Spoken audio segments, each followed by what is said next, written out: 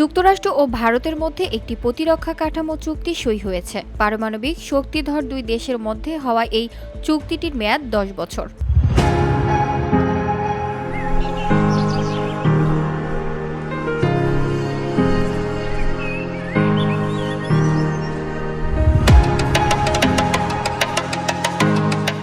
শুক্রবার মার্কিন প্রতিরক্ষা মন্ত্রী পিট হেগসেথের করা এক্স পোস্টের বরাত দিয়ে সংবাদ প্রকাশ করেছে বার্তা সংস্থা রয়টার্স।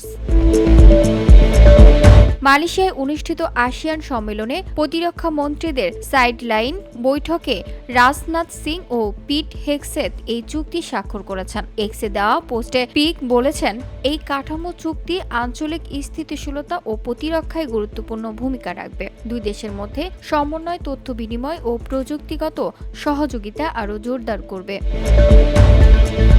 চুক্তির বিষয়ে রাজনাথ সিং পরে বলেছেন, আগে আমরা 3 বার ফোনে আলাপ করেছি। এই মুহূর্তে প্রতিরক্ষা কাঠামো চুক্তি স্বাক্ষরের মধ্যে দিয়ে আজ একটি নতুন অধ্যায় সূচনা হচ্ছে বলে আমি অনুভব করছি। আমি আত্মবিশ্বাসী আপনার নেতৃত্বে ভারত যুক্তরাষ্ট্র সম্পর্ক আরও দৃঢ় হবে। VOD Bangla news desk.